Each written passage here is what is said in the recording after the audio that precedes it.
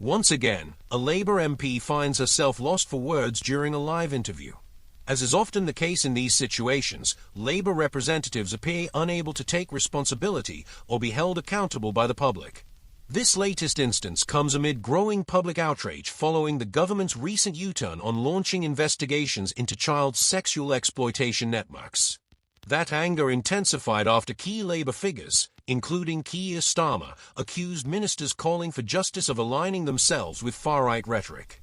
That, in fact, was the very justification they used at the time to avoid launching a formal investigation. But by now, many people feel they've seen through what the Labour Party truly stands for. In today's report, we'll examine how a news presenter directly challenges a Labour MP, laying bare the contradictions in her narrative. But before we begin, don't forget to support the channel by liking this video and subscribing for more content like this. The Baroness Casey report on organised sexual exploitation networks has now been published. Based on her findings, the Prime Minister has announced a wide-ranging national inquiry. Against this backdrop, Emma Reynolds, the current Economic Secretary to the Treasury, was interviewed. The pressure on the government is mounting, with many demanding an apology from the Prime Minister. The question being asked is simple: why was this issue downplayed earlier in the year by accusing those calling for a national inquiry of promoting an extremist agenda, only to now admit that such calls were justified?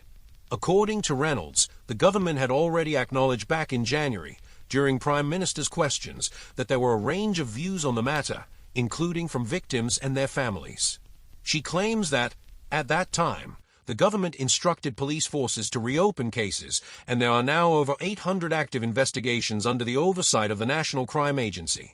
From her point of view, both the Prime Minister and his government have been committed from the outset to delivering justice for victims and uncovering the full truth. Even so, there are serious questions about whether that commitment is genuine. How can the public truly believe this government is serious about justice when Labour MPs like Lucy Powell previously dismissed the issue as nothing more than dog-whistle politics? Reynolds maintains that the issue is being taken extremely seriously. She reminded viewers that the Prime Minister, in his previous role as Director of Public Prosecutions, had led efforts to bring grooming gangs to justice. She also highlighted that there's now a more structured plan in place, informed by the findings of Baroness Casey, who initially saw no need for a national investigation but later uncovered major gaps. The government, Reynolds argues, is supporting local inquiries rather than replicating the prolonged Alexis J. review, which ran for 7 years and whose 2022 recommendations, she claims, were largely ignored by the previous administration. Nonetheless, one pattern continues to emerge: blaming past governments. For many, this tendency to shift responsibility is seen as a tired and ineffective tactic. Once again, the MP focused on current measures, stating that meaningful progress is already being made to deliver justice for the victims. But the criticism remains. Despite the official narrative, she failed to answer the core questions. The government avoided taking action for months, and only now, after mounting public and media pressure, including investigative reporting from GB News, has it reversed its position. It's become clear that this is a crisis requiring a nationwide response, and the government's change of course confirms that. In response to such criticism, Reynolds argued that the Prime Minister's earlier remarks were aimed at Conservative ministers who had, she claimed, spent years ignoring Alexis J's report. She also repeated that there were strong and differing opinions on whether a national investigation was necessary. As for Louise Case's recommendation, it involves coordinating local efforts and addressing the gaps identified without repeating previous processes.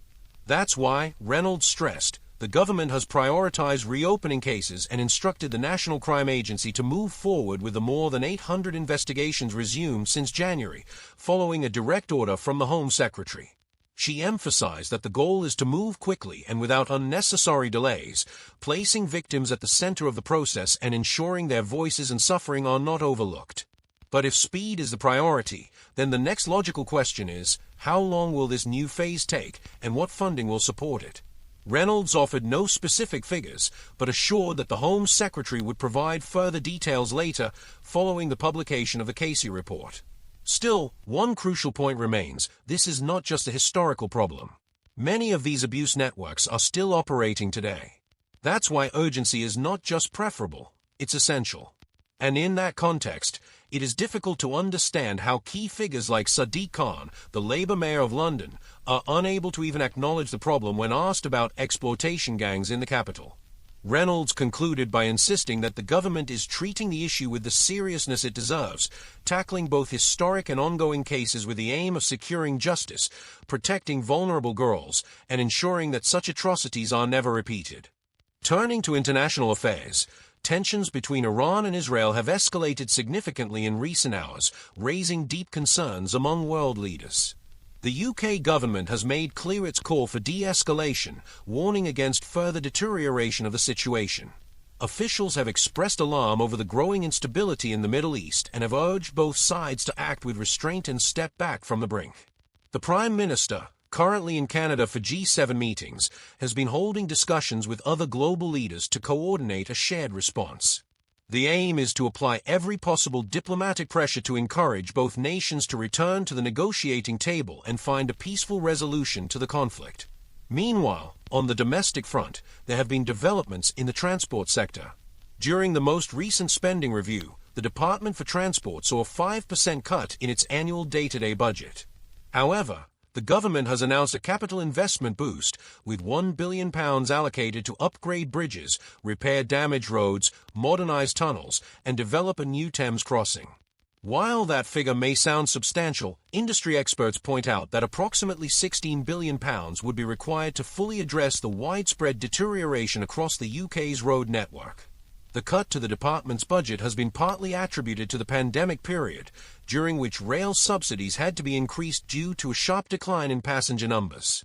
Now, with more people returning to workplaces, those subsidies have been scaled back significantly, which is reflected in the current spending levels. As for the newly announced infrastructure fund, it's expected to have a tangible impact on the most affected areas. Nonetheless, there are lingering doubts as to whether it will be enough to meet the country's long-term infrastructure needs. And with that, we wrap up this segment. But before we go, we return once more to the issue of the government's U-turn on grooming gang investigations. While it's certainly a positive development that a full national inquiry is now underway, many are asking why this wasn't done months ago, when public pressure was at its peak. The real question is, what truly motivated Keir Starmer's change in stance? If the concern for victims were genuine, why didn't action come when it was most urgently needed? As always, we invite you to share your thoughts in the comments. Don't forget to like this video, subscribe to the channel, and stay tuned for more updates on the latest news across the UK. Thank you for watching. See you next time.